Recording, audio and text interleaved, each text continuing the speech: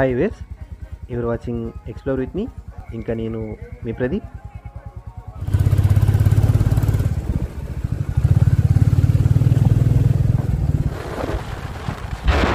వీళ్ళు ఎందుకు ఇలా వెహికల్స్తో స్టంట్స్ చేస్తుంటారో అర్థం కాదు. రోడ్లో చూడండి, అడ్డంగా వెహికల్ పెట్టుకున్నాడు. అతను టర్న్ తీసుకోవాలనుకుంటున్నాడో లేదంటే వెహికల్ ఆగిపోయిందో అర్థం కాలేదు, లేదా వాంటెడ్గా చేస్తున్నాడు అలా. ఇటువంటి వాళ్ళు ఎక్కడికి పోయినా ఎవరో ఒకరు ఉంటారు. ప్రజెంట్ ఇక్కడ రోడ్డు అస్సలు బాగాలేదు. ఇంతకుముందన్నా ఓకే, ఇప్పుడైతే నా రైట్ సైడ్ చాలా డెప్త్ ఉంది.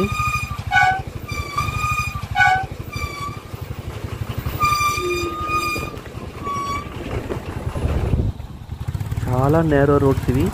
ఒక్క వెహికలే వెళ్ళగలదు. రెండో వెహికల్ వస్తే ఇంతకుముందు చూసారు కదా, ఆ విధంగా ఆగిపోవాల్సిందే.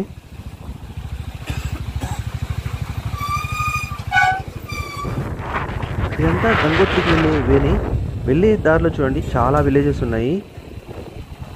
నేను ఒక్కసారి ఈ రూట్లో వెళ్ళడానికి ఇంత టెన్షన్ పడుతున్నాను. వీళ్ళంతా రెగ్యులర్గా ఇదే రూట్లో ట్రావెల్ చేస్తుంటారు, ఇక్కడ లోకల్లో ఉండేవాళ్ళు. కోర్స్ వీళ్ళు రెగ్యులర్గా ఇదే వేలో ట్రావెల్ చేస్తుండడం వల్ల ఈ రోడ్స్ అన్నీ వీళ్ళకి బాగా అలవాటు అయిపోయి ఉంటాయి. కాబట్టి నాకు తెలిసి వీళ్ళకి పెద్దగా టెన్షన్ ఉండకపోవచ్చు ఈ రోడ్లలో ట్రావెల్ చేయాలంటే. నేను విన్నదాన్ని బట్టి ఇక్కడ రెగ్యులర్గా యాక్సిడెంట్స్ కూడా జరుగుతుంటాయని విన్నాను.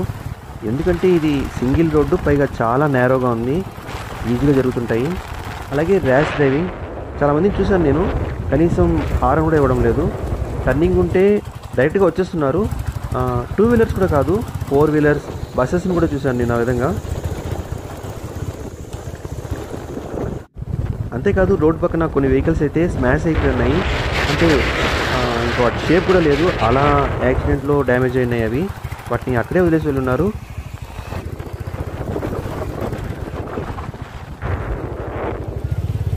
ఇక్కడ వ్యూ చూడండి ఎలా ఉందో.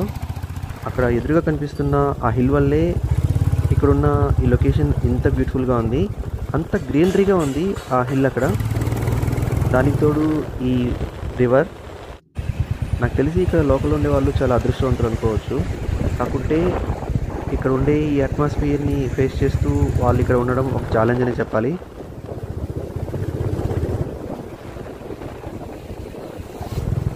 దూరంగా చూస్తే మీకు ఒక బ్రిడ్జ్ కన్స్ట్రక్షన్ కనిపిస్తుంది. ఇప్పుడే కడుతున్నారు ఆ బ్రిడ్జ్ని. చూడండి, ఇదే ఆ బ్రిడ్జ్. ఎదురుగా ఉన్న ఈ ఎల్లో సైన్ బోర్డులో చూడండి ఏం రాస్తున్నారో. సింకింగ్ ఏరియా అంటే ఇదంతా, అంటే ఇక్కడ నుంచి సింకింగ్ ఏరియా స్టార్ట్ అవుతుందంట, స్లోగా వెళ్ళమని ఆ సైన్ బోర్డులో రాస్తున్నారు. ఈ ఉత్తరాఖండ్లో ఈ లొకేషన్స్ అంతా రెగ్యులర్గా అటువంటి ఎఫెక్ట్స్తోనే ఉంటాయి. జోసిమఠ్ అని వినుంటారు ఈ మధ్య మీరు, ఎక్కువగా న్యూస్లో ఉండింది. జియాలజిస్టులు ఆ ఏరియా అసలు నివసించడానికి పనికిరాదు అని ఫైనలైజ్ చేశారు. సింకింగ్ అంటే కుంగిపోవడం నేల. ఇక్కడున్న ఈ బ్రిడ్జ్ చూడండి ఎంత నేరగా ఉందో, చాలా షార్ట్గా ఉంది ఇది. దీంట్లోనే మనం వెళ్ళాలి రావాలి కూడా, సింగిల్ వే ఇది. ఈ లొకేషన్స్ కూడా రెగ్యులర్గా ల్యాండ్ స్లైడ్స్ జరిగే లొకేషన్స్ ఇవన్నీ. ఎప్పుడు ఎక్కడ ల్యాండ్ స్లైడ్ అవుతుందో తెలీదు.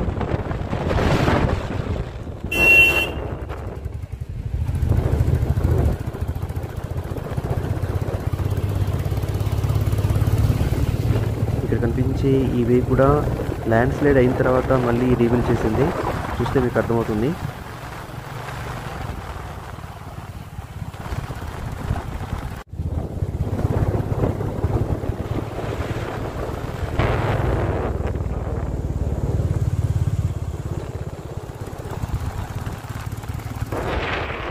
దూరంగా ఒక టన్నెల్ ఉంది, కానీ దీన్ని క్లోజ్ చేస్తున్నారు.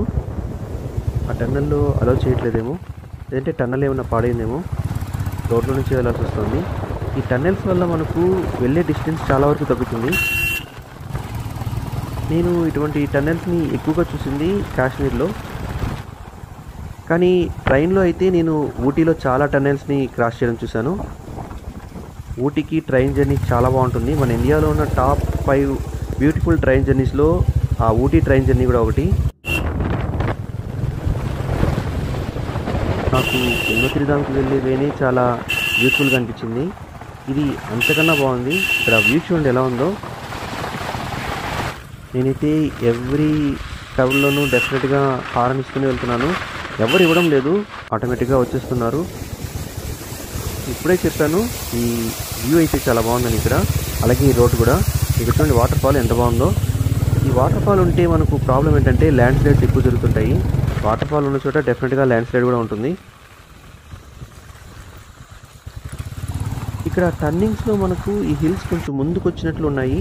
రోడ్ని వీళ్ళు అలా క్రియేట్ చేశారు. కొన్ని కొండల్ని వీళ్ళు సరిగ్గా కట్ చేయలేదు. వీటి వల్ల కొంచెం డేంజరే, జాగ్రత్తగా వెళ్ళాలి. మనం స్పీడ్ని మెయింటైన్ చేయాలని ఫాస్ట్గా వెళ్తే కష్టం. స్పీడ్గా వచ్చి ఇక్కడ బ్రేక్ వేయడం కూడా కష్టమే ఇటువంటి లొకేషన్స్లో. చూడండి ఇక్కడ రోడ్ ఎలా ఉందో. మేము ప్రజెంట్ ట్రావెల్ చేస్తున్న ఈ రాయల్ ఎన్ఫీల్డ్ బైక్కి బ్యాక్ బ్రేక్ సరిగ్గా లేదు. ఫ్రంట్ బ్రేక్ మీదే మేము మ్యాక్సిమం డిపెండ్ అయి ఉన్నాం. కొన్ని చోట్ల మాకు స్కిడ్ కూడా అవ్వాల్సింది, ఏబిఎస్ ఉండడం వల్ల తప్పించుకున్నాం.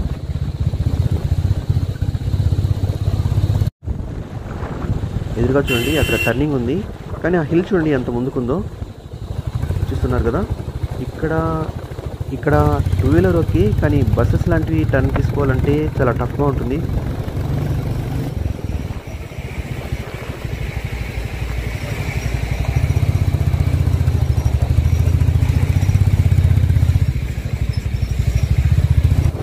ఇంతకుముందే చెప్తున్నాను ఇక్కడ యాక్సిడెంట్స్ ఎక్కువ జరుగుతుంటాయని. ఇక్కడ చూడండి నా లెఫ్ట్ సైడ్ ఒక వెహికల్ ఎలా యాక్సిడెంట్ అయ్యి అక్కడే వదిలేసి వెళ్ళిపోయారు. దాన్ని బాగా డ్యామేజ్ అయింది వెహికల్ అక్కడ. ఎందుకంటే ఇదంతా సింగిల్ రోడ్, పైగా ghat section. And one more, ఈ వెహికల్స్ వాళ్ళు కూడా చాలా స్పీడ్గా వెళ్తున్నారు. ఇక్కడ చూడండి వెళ్ళే దారిలో ఈ ఆవులు ఇంకా మేకలు ఇటువంటివి నాకు చాలా కనిపించాయి. సో మనం ఇటువంటి రోడ్లలో వెళ్ళేటప్పుడు చాలా జాగ్రత్తగా వెళ్ళాలి. కానీ చాలా స్పీడ్గా వెళ్తున్నారు ఇక్కడ వెహికల్స్ వాళ్ళు. ఇక్కడున్న సైన్ బోర్డ్ చూడండి, పేరు గంగ్నాని అంట. నేమ్ గురించి కాదు, ఇక్కడ హాట్ వాటర్ స్ప్రింగ్స్ ఉన్నాయని అక్కడ సైన్ బోర్డ్లో ఉంది. ఈ హాట్ వాటర్ స్ప్రింగ్స్ గురించి నేను ఎన్నోతి వీడియోలో ఎక్స్ప్లెయిన్ చేశాను. హాట్ వాటర్ స్ప్రింగ్స్ అనేది జియోలాజికల్ వండర్ చెప్పాలంటే. నాకు తెలియదు ఇక్కడ ఉన్నాయని, ఇప్పుడే చెప్తున్నాను. ఇక్కడ యాక్సిడెంట్స్ ఎక్కువ అవుతుంటాయని. నాకు దూరంగా ఇంకో వెహికల్ కూడా ఉంది, కొంచెంసేపట్లో కనిపిస్తుంది చూడండి మీకు. అది బాగా యాక్సిడెంట్ అయ్యి ఎందుకు పనికిరాదు ఇంకా ఈ వెహికల్. చూడండి నా రైట్ సైడ్ చూసారుగా వెహికల్ ఎలా ఉందో. వెహికల్ పొజిషన్ చూస్తే అందులో ఉన్న వాళ్ళ పరిస్థితి ఏంటో మీకు ఒక ఐడియా వచ్చి ఉంటుంది. అందుకే చెప్తున్నాను ఇటువంటి రోడ్లపైన వెళ్ళేటప్పుడు కొంచెం జాగ్రత్తగా వెళ్ళాలని. ఎందుకో తెలీదు, నాకు ఆపోజిట్లో వచ్చే వాళ్ళు కనీసం హారన్ కూడా వేయడం లేదు. అందరూ 4 వీలర్స్ వాళ్ళే. ఇక్కడ కనిపిస్తున్న ఈ ఏరియానే గంగ్నాని అనే ఏరియా. గంగోత్రికి వెళ్ళే వాళ్ళు ఇక్కడ కూడా స్టే చేస్తారని విన్నాను. గంగోత్రికి వెళ్ళడానికి పాసిబుల్ అవనప్పుడు కూడా ఈ ఏరియాని విజిట్ చేస్తారని విన్నాను. వింటర్లో ఈ ప్లేస్ కూడా ఒక మంచి విజిటింగ్ స్పాట్ అంట. ఎందుకంటే ఇక్కడున్న ఈ హాట్ వాటర్ స్ప్రింగ్స్లో రిలాక్స్ అవ్వడానికి ఇక్కడికి చాలామంది వస్తుంటారంట. ఈ విలేజ్ మనకు ఉత్తరకాశీ నుంచి ఒక 50 కిలోమీటర్స్ దూరంలో ఉంటుంది. అంటే ఇదంతా గంగోత్రికి వెళ్ళే దారే. ఇక్కడ మనకు లెఫ్ట్ సైడ్ కనిపిస్తున్న ఈ రివర్ భగీరథి రివరే. ఇక్కడ భగీరథి రివర్ అంటే మరేదో కాదు, గంగా రివరే. కాకుంటే ఈ ప్లేస్లో ఉన్న ఆ గంగా రివర్ని భగీరథి రివర్ అని పిలుస్తారు. ఈ రివర్ మనకు గంగోత్రి నుంచి స్టార్ట్ అయ్యి ఇలా వెళ్తూ ఉంటుంది.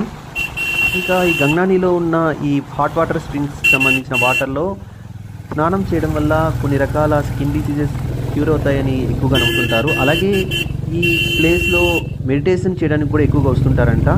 అలా ఈ గంగ్నాని అని ఈ విలేజ్ బాగా ఫేమస్ అని విన్నాను. ఇక్కడున్న ఈ హిల్స్ పైన చూడండి, కొంచెం జూమ్ చేస్తాను. హౌసెస్ కూడా ఉన్నాయి అక్కడ. నాకు అర్థం కాలేదు అక్కడికి ఎలా పోవాలని. అక్కడ వాళ్ళు ఎలా సర్వైవ్ అవుతున్నారు కూడా నాకు అర్థం కావడం లేదు.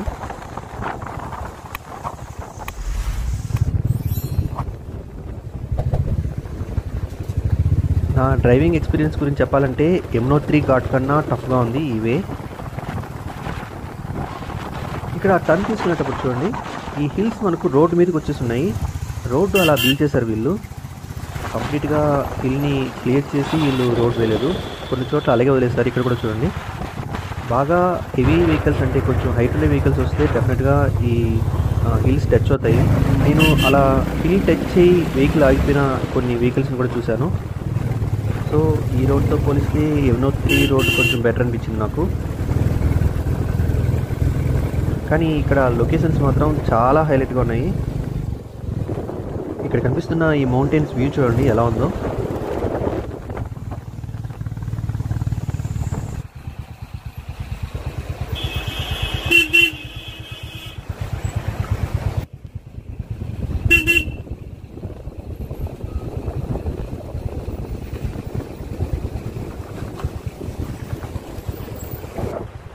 ఈ వ్యూ చూడండి ఎలా ఉందో, అన్నిటికన్నా నాకైతే మైండ్ బ్లోయింగ్ అనిపించింది. భూలోక స్వర్గం అంటారు కదా, అలా ఉంది ఇక్కడ వ్యూ అయితే. ఎంత బ్యూటిఫుల్గా ఉందో చూడండి. సో ఈ జర్నీ మాత్రం మిమ్మల్ని ఏ మాత్రం డిసప్పాయింట్ చేయదు మీరు బై రోడ్ వెళ్ళేటప్పుడు.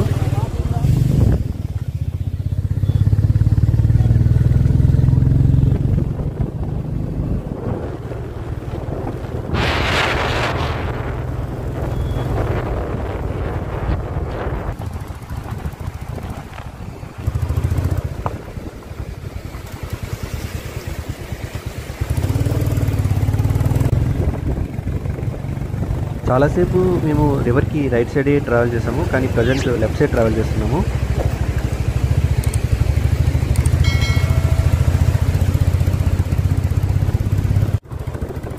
ఇంకా ఈ గంగోత్రి గురించి చెప్పాలంటే గంగా నదికి జన్మస్థానం అంటారు, కానీ నిజమైన జన్మస్థానం అయితే గంగోత్రి కాదు. మనం వెళ్ళడానికి ఈజీగా పాసిబుల్ అయ్యే లొకేషన్ మాత్రమే గంగోత్రి. అక్కడ నుంచి మళ్ళీ మనం చాలా దూరం ట్రావెల్ చేయాల్సి ఉంటుంది నిజమైన గంగా నదికి సంబంధించిన జన్మస్థానాన్ని చూడాలంటే. ఆ ప్లేస్ని గోముఖ్ అంటారు. ఇది ఇప్పుడు మేము వెళ్ళే ఈ గంగోత్రి నుంచి నియర్లీ ఒక 19 కిలోమీటర్స్ డిస్టెన్స్లో ఉంటుంది. ఇది ఒక ట్రెక్కింగ్, అక్కడికి అందరూ వెళ్ళరు. ఈ యాత్రలో గంగోత్రికి అందరూ మ్యాక్సిమం వెళ్ళి అక్కడ గంగానదిని దర్శించుకుని, అలాగే గంగాదేవికి సంబంధించిన టెంపుల్ కూడా ఉంది, ఆ టెంపుల్ని దర్శించుకుని వచ్చేస్తుంటారు. కానీ గోముఖ్కి వెళ్ళే వాళ్ళు కూడా కొంతమంది ఉంటారు. అదొక ట్రెక్కింగ్. సో మనం ఈ 19 కిలోమీటర్స్ని ట్రెక్ చేసుకుంటూనే వెళ్ళాల్సి ఉంటుంది గంగోత్రి నుంచి. అందుకు మనం పర్మిషన్ తీసుకోవాల్సి ఉంటుంది. ఆ పర్మిషన్ తీసుకునే మనం వెళ్తేనే అక్కడ మనల్ని అలో చేస్తారు. అక్కడ చెక్ పోస్ట్ కూడా ఉంటుందని విన్నాను. కానీ మేము వెళ్తున్నాం ఈ గోముఖ్ అనే ప్రదేశానికి. గోముఖ్ అనే ప్రదేశమే కాదు, అక్కడ దగ్గరలో తపోవన్ అని ఇంకో ప్లేస్ కూడా ఉంది, అక్కడికి కూడా వెళ్తున్నాం. వీటికి సంబంధించిన ఫుల్ ఇన్ఫర్మేషన్ నేను రాబోయే వీడియోస్లో అప్లోడ్ చేస్తాను.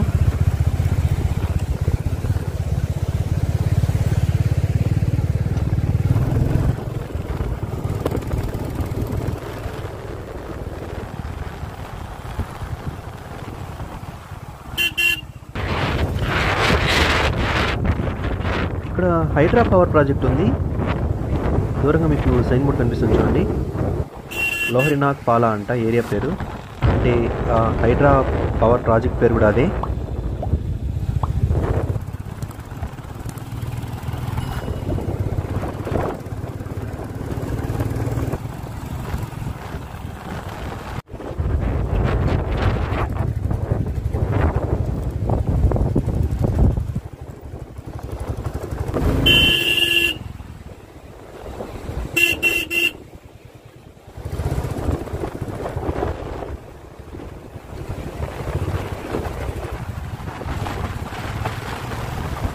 ఇక్కడ చూడండి రోడ్ ఎంత నేరగా ఉందో, అంటే పైన హిల్ చూడండి ఎంత కిందకు ఉందో.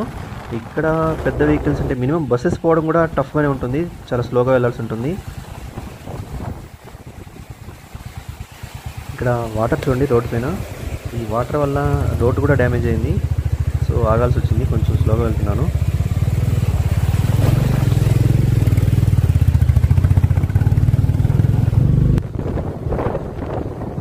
వ్యూ చూడండి ఎలా ఉందో. నన్నైతే చాలా అట్రాక్ట్ చేసింది ఈ వ్యూ, అందుకే కొంచెం ఫోకస్ చేసి మరీ వీడియో తీసాను ఇక్కడ.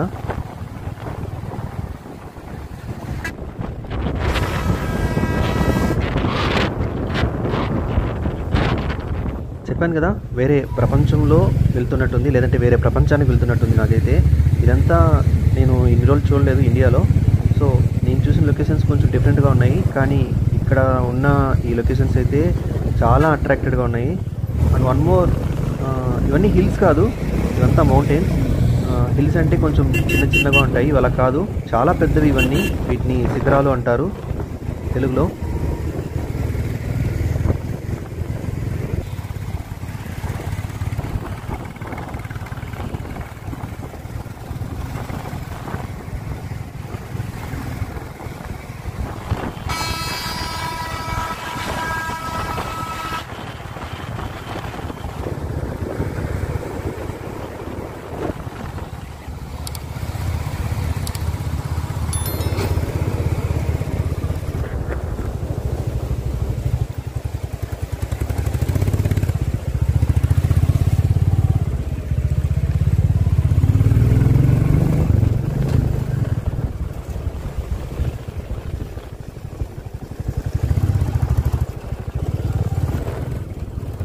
ఇక్కడ యాపిల్ తోటలు ఎక్కువగా ఉన్నాయంట, అందుకని రెగ్యులర్గా నాకు యాపిల్స్ కనిపిస్తున్నాయి. అంటే రోడ్ పక్కనే వాటిని చిన్న చిన్న బాస్కెట్స్లో పెట్టి అమ్మేస్తున్నారు. ఇక్కడ ఎక్కువగా ఆశ్రమాలు ఉన్నాయి. ఇక్కడ కూడా ఒక ఆశ్రమం ఉంది, దానికి సంబంధించిన సైన్ బోర్డే అది. ఏరియా అంతా అంతే, ఎక్కువగా ఆశ్రమాలు ఇంకా మెడిటేషన్కి సంబంధించిన కొన్ని యోగా సెంటర్స్ అవి ఉన్నాయి ఇక్కడ. వాటి కోసం ఎక్కువగా వస్తుంటారని కూడా విన్నాను ఇక్కడికి నేను ఈ ఏరియాకి. అంటే ఉత్తరకాశీ నుంచి మ్యాక్సిమం అందరూ ఈ మెడిటేషన్కి సంబంధించిన యాక్టివిటీస్కి ఈ ప్లేసెస్ అన్ని విజిట్ చేస్తారని విన్నాను. ఆల్రెడీ నా ప్రీవియస్ ఈ చార్ధామ్ యాత్రకు సంబంధించిన వీడియోస్లో ఈ లొకేషన్స్ అన్నిటి గురించి ఎక్స్ప్లెయిన్ చేశాను. అంటే ఈ ప్లేసెస్కి సంబంధించిన జియోలాజికల్ ఇన్ఫర్మేషన్ అంతా. ఈ లొకేషన్స్ అన్నీ మనకు గ్రేటర్ హిమాలయన్ రేంజ్కి సంబంధించిన ఏరియా ఇది. ఇంకా కరెక్ట్గా చెప్పాలంటే మౌంట్ ఎవరెస్ట్ కూడా ఈ రేంజ్లోనే ఉంటుంది.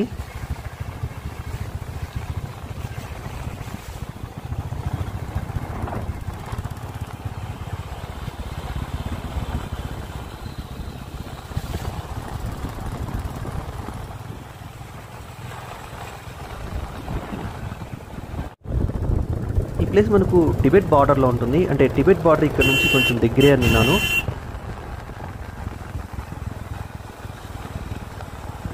మళ్ళీ చెప్తున్నాను, రోడ్ని ఇలా చూసి రెగ్యులర్గా ఇలాగే ఉంటుందని ఫిక్స్ అవ్వకండి. ఇది ఆఫ్ సీజన్ మేము వెళ్తున్నది కాబట్టి రోడ్ మీకు ఇంత క్లియర్గా ఉంది. ఆన్ సీజన్లో మీకు రోడ్ ఇలా ఉండదు, చాలా డిస్టర్బెన్స్గా, అంటే చాలా ట్రాఫిక్ జామ్తో ఉంటుందని విన్నాను.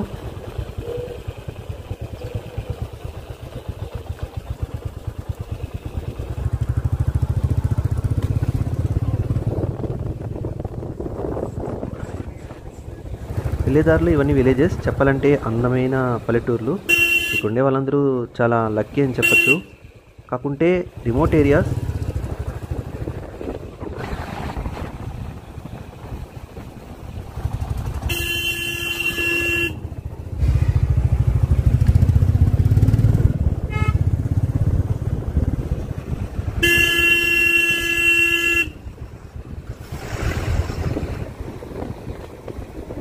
ఇక్కడ యూటర్న్ తీసుకుని కిందకి వెళ్ళాల్సి ఉంటుంది. ట్రాఫిక్ కూడా ఉంది కొంచెం.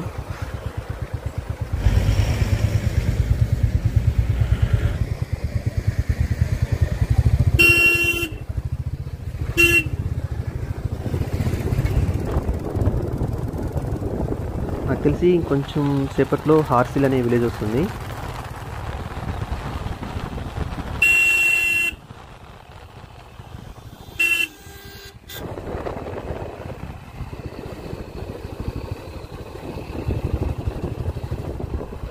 ఇక్కడ చాలా చిన్న చిన్న విలేజెస్ ఉన్నాయి. ఇవన్నీ గంగోత్రికి దగ్గరలో ఉన్న విలేజెస్ ఇవన్నీ. గంగోత్రిలో స్టే చేసే వాళ్ళు అక్కడే స్టే చేస్తారు, అక్కడ కుదరకపోతే ఇక్కడ కూడా స్టే చేస్తారు. సన్సెట్ అయ్యే లోపల ఎలాగైనా గంగోత్రి రీచ్ అవ్వాలనుకున్నాను, పాసిబుల్ అయ్యేలా అనిపించట్లేదు. ఇంకా నియర్లీ ఒక 30 కిలోమీటర్స్ ఉంటుంది డిస్టెన్స్ ఇక్కడ నుంచి. హార్సిల్ ఇంకా రాలేదు. హార్సిల్ నుంచి 26 కిలోమీటర్స్ డిస్టెన్స్ గంగోత్రికి.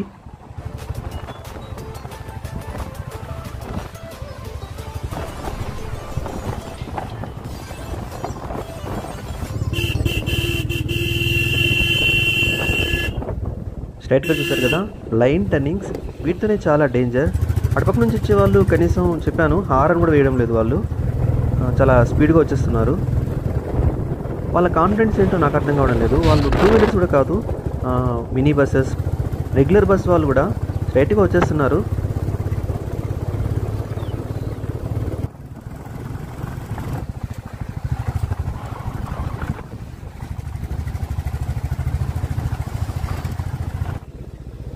మేము గంగోత్రిలోనే రూమ్ బుక్ చేసుకున్నాం, అది కూడా GMVN వాళ్ళకి సంబంధించిన రూమ్సే. అంతేకాకుండా మేము ట్రెక్కింగ్కి వెళ్ళాలని కూడా ప్లాన్ చేసుకున్నాం అని చెప్పాను కదా. సో మేము ట్రెక్కింగ్కి వెళ్ళడానికి ఒక ట్రెక్కింగ్ ఏజెన్సీ వాళ్ళతో టైఅప్ అయ్యాం. వీటికి సంబంధించిన ఫుల్ ఇన్ఫర్మేషన్ కూడా నేను నా అప్కమింగ్ వీడియోస్లో డీటెయిల్గా అప్లోడ్ చేస్తాను.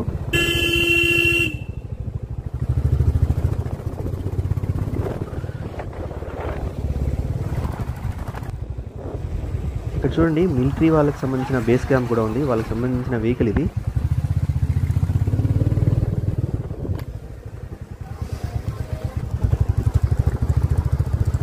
గంగోత్రిలో చాలా విజిటింగ్ ప్లేసెస్ ఉన్నాయి, టెంపుల్ ఒకటే కాదు, అండ్ గంగా రివరే కాకుండా.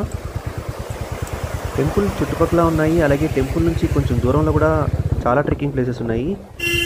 చెప్పాలంటే గంగోత్రి నుంచి కేదార్నాథ్ వరకు నియర్లీ 15 డేస్ ట్రెక్కింగ్ కూడా ఉంది. అంటే గంగోత్రి నుంచి మనం కేదార్నాథ్కి బై వాక్ వెళ్ళిపోవచ్చు. చాలా బ్యూటిఫుల్గా ఉంటుందని విన్నాను, కానీ 15 రోజులు ట్రెక్ చేసుకుని వెళ్ళాలి. వీటన్నిటికీ మనం పర్మిషన్ తీసుకుని వెళ్ళాలి, అంతేకాకుండా గైడ్స్ని తీసుకుని వెళ్ళాల్సి ఉంటుంది, అప్పుడే మనకు పర్మిషన్ ఇస్తారు.